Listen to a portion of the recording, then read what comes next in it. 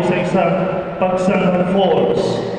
Kilala po. Pag po binanggit ang Pagsanghan Falls. Laguna. Pero dito po sa aming diocese ng San Pablo, dito po sa lalawigan ng Laguna, kilala po ang Pagsanghan sa Mahal na Birhen ng Guadalupe. Okay? So ang Pagsanghan po ay hango sa salitang pinagsangahan. Jamjul. Bakit po Jamjul? Ang simbahan po namin ay nakaharap po sa ilog. Yung pong ilog dyan sa harapan ng simbahan ay magkasanga.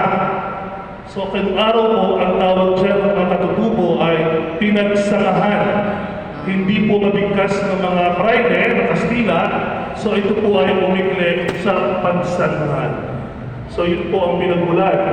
So welcome po sa Laguna, sa aming diocese ng San Pablo, sa pangalan po ni Father Rene Oliver at ang aming kasamang katuwang na pari, si Father Myro Pineda, at kayo din po ng bumubuo ng Parish Pastoral Council. Welcome po sa tampana ng Mahal na Birhen ng Guadalupe ng Pagsanghan. Nais ko po simulan ng panayam sa Mahal na Birhen ng Guadalupe kung saan siya po ang kauna-unahan na simbahan sa buong Pilipinas at sa buong Asya na nakatalaga sa titulo ng Mahal na Birhen ng Guadalupe. So ito po ay tinatag ng November 12, 1687. So which makes Pagsanghan as the foremost shrine of Our Lady of Guadalupe. So saan po nang galing ang debosyon? Yung pong unang paroko namin, si Fray Agustin de la Magdalena, isang Franciscano, dinala niya ang debosyon dito sa aming bayan. By the way, ang aming pong bayan ay sakop po ng 4th District ng Laguna. Dito po sa distrito ito, na ika-4 na distrito ng Laguna, naipon po lahat ang mga heritage churches. Pamula po sa bundok, sa Luisiana, Kabinti, Pagsanghan, Lumban, up to Santa Maria, dadaan ng Paete, Pakil, hanggang sa Santa Maria, lahat po ng simbahan dyan ay mga matatandang parokya.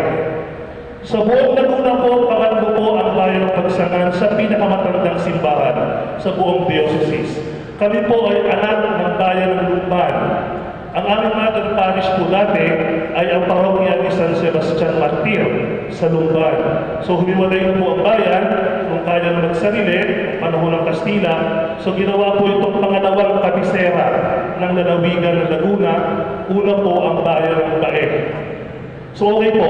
So yung devotion po sa Mahal na Birhen galing Mexico, idinala po sa Pagsanghan. Dapat po dinala yung pong pare, yung prayer na may devotion na masighi sa Birhen, dala-dala niya ang imahe ng Birhen ng Guadalupe mula sa Mexico at iniregalo niya sa bagong tatag na parokya.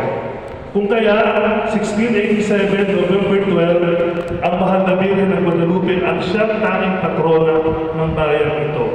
So ito po ay tinatag ng mga Franciscan friars. Isa po siyang Franciscan church. Kung kaya nga po, ang debosyon sa Birhen ay tuwing araw ng Huwebes. Ginagawa po ang misa, oras-oras sa misa, sa pagdambana tuwing araw po ng Huwebes. At makikita niyo naman po sa dami ng sumisimba at namimintuho sa Mahal na Birhen. So ang Mahal na Birhen po ng Guadalupe ay nagpakita ng 4 na beses kay San Juan Diego sa Mexico. December 9, December 10, December 11, and December 12, 1531. After po na magpakita, 120 years after po na magpakita ang Mahal na Birhen sa Mexico, dumating na po sa Pagsanghan Laguna ang debosyon sa Mahal na Birhen.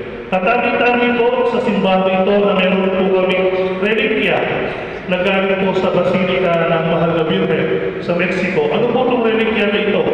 Nung Mahal na Birhen po ay nakikipag-usap kay San Juan Diego, nung meron siyang sinasabi, nakatungtong po siya sa isang burol, sa isang malaking bato. So, nagagaluhan po ng Basilika ng Mexico ang parodyang ito, ang dambanang ito, ng isang piraso ng bato na nakatalaga po dyan sa Capilla de la Tilma. So, mamaya po, yung po mga taga-Payatas, dito po kayo sa main church, kasi napakadami po ninyo. Yung po mga taga-Olonga po, doon po kayo sa Capilla de la Tilma, kung nasaan po ang relic ng Mahal na Birhen. Okay po, so ganun po ang mangyayari, kasi nagkasabay na po kayo. Okay po. So, ibig sabihin, mamaya po, pagkatapos po ninyo ng inyong mga prayers, pwede nyo pong i-venerate ang relic doon po sa chapel ng Tilma ng Mahal na Birhen. Naandun din po ang matandang larawan ng Birhen ng Guadalupe na galing Mexico, antigong larawan ng Birhen na siya pong nakatambaga doon sa Capilla de la Tilma. So sana po sa inyong pagdalaw din sa Pagsanghan, sa dambana ng Mahal na Birhen ng Guadalupe, sagutin ng Mahal na Birhen ang inyong mga dalangin. Marami na po kami natanggap ng mga hulihang sa mga answered prayers po ng Mahal na Birhen. So marami po nagtatanong, lagi po mga nagtatanong dito, karamihan po na pumupunta, ano po ang nangyari doon sa usapin tungkol po doon sa canonical coronation. Kami po ay inulantan din ng Mahal na Birhen kasi kami po ay may application para sa canonical coronation ng aming patrona. Dahil po lamang sa isang pagkaka-aksidente sa Roma, lumabas po pala na ang bula na ang Mahal na Birhen ng Pula ng Guadalupe ay koronada na since 1938 pa. Kung kaya nga po, after po ng canonical coronation ng Mahal na Birhen ng Antipolo sa Diocese ng Antipolo, pagsanghan na po ang kasunod na kinoronahan ang Mahal na Birhen ng Guadalupe.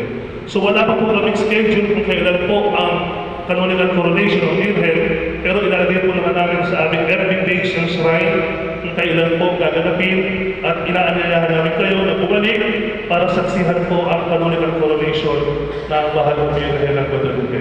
So muli po, sana po ay naging magbunga ang inyong pagdating at puno ng pagpapala po para sa ating lahat. Mabuhay ang Mahal na Birhen ng Guadalupe na Pagsanghan. Viva ang Birhen! Salamat po!